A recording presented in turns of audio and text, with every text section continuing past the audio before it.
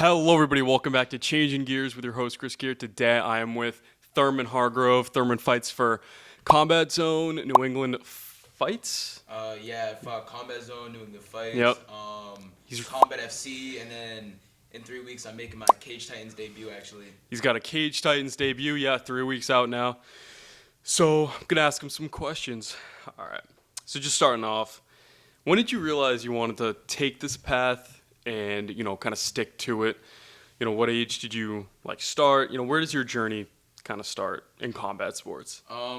So growing up, I've got to say I was always I was an angry kid. I was just so full of hatred and I was at a bad place. Then it's I just grew up being a knucklehead, fighting kids whenever I could. Yeah. And then at 16, I was in a really bad rut. I was super depressed and I was thinking some dark thoughts. And then I'll never forget. Actually, it's funny. I was sitting there in my room and I had seen the Rory McDonald and Robbie Lawler Yep. Fight. Yeah, that makes sense. And I remember in that moment I had saw the most beautiful display of the human will, and I was like, I'm doing this. Yeah. And then just the next day I went up to my mom. I was like, hey mom, I want to fight. And I'll never forget the first thing she goes is, the hell is wrong with you? You're not ruining the face. I spent 16 years stopping you from doing that. Because growing up, everyone in my family thought I would end up in prison or dead by 18.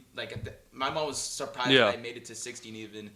And so when I told her I wanted to fight, she goes, hell no, I fought so hard to stop you from ruining it. You're not going to do that now. And growing up, I had asthma. And so running was not my thing. You tell me to go around the block, I'd die. Right. And so I told her, if I run every single day, will you give me the opportunity? And so she kept saying no. 2 months of me every day, other than one rest day, running 5 miles. Whether I had to walk, jog, or crawl, I kept pushing. And eventually she finally saw how dedicated I was and just let me do it. And I remember that's awesome. From the moment I saw that fight, I knew I was just going to fight the best I could. Yeah. Yeah, so do you follow the UFC? Oh, yeah. Yeah, and the PFL, stuff like that. I try not the PFL as much, but I do watch one championship. Oh, okay. One FC. Yeah. Yeah. And kind of looking on your amateur career so far, what are some lessons you've taken from it? What have you kind of learned about yourself as a fighter? Maybe it's a specific area you have to work on, or something you found that you kind of lack in. What have you learned so far? If you look at my fights, there are times where I get a little too excited, and I get too into the idea of just banging out, just two dudes standing, just going and trading. And so over my career, I've worked to taper that down more and more and stop doing it. Last fight, I feel like I did pretty good. There was one time only where I got a little too over spirited, and just stood in the pocket with the guy and just started banging. But I'd say that's probably my weakest point, is just trying to fix that up.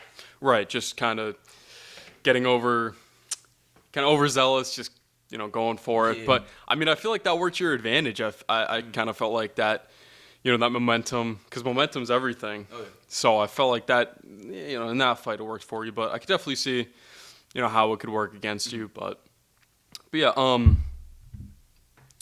So what's it like fighting for Combat Zone? Did you, and what's, if you could rank or just give kind of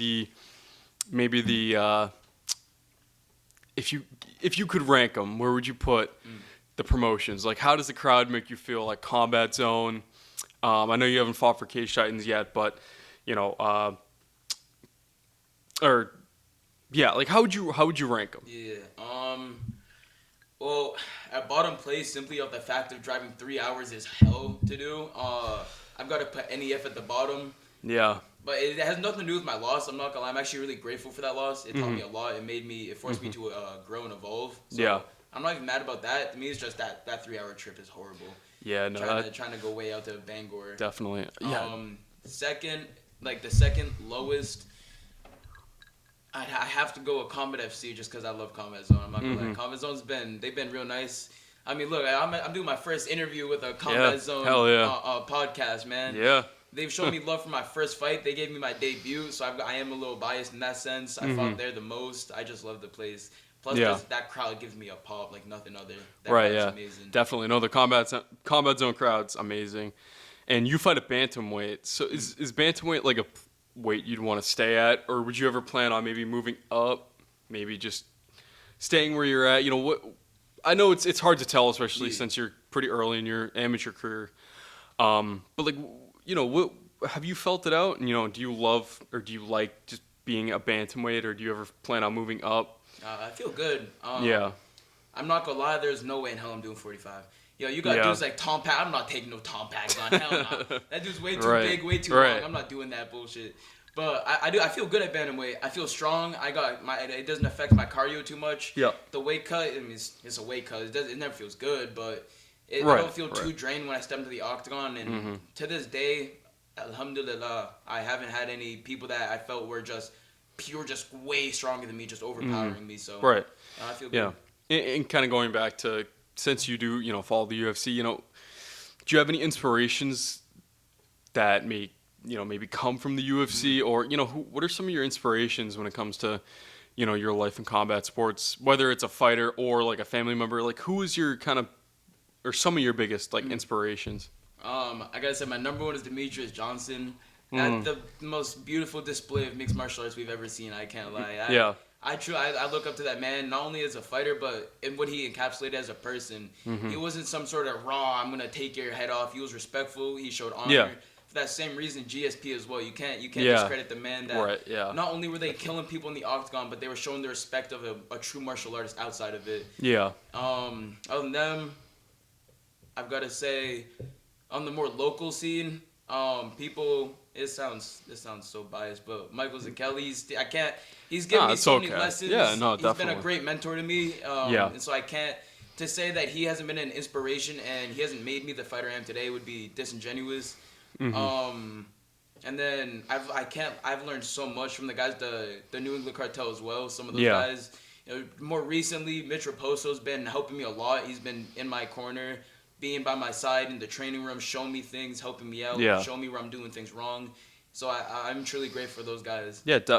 And you trained with Aaron Bernardo, correct? Yeah. Yeah. I've interviewed him as well. He's definitely, when it comes to being a coach, he's got such a great insight. And he kind of mentioned combat sports, or specifically boxing, as kind of given him the courage to be himself. How is he as a coach? How has he taught you? And do you kind of find that similarly? Do you see how combat sports is kind of giving you the courage to be more of yourself? Just kind of wear it on your chest, like who you are. How is he as a coach? Oh, as a coach, he's phenomenal. Yeah. I mean, you look at his mind. I don't know how to explain it. His mind just works for this kind of sport so beautifully. He is he's really good at like understanding the ins and the outs of the striking department. And you look at Daniel Neve, his last fight. That exact combo was exactly what his coach had been drilling into him the last several months. Yep.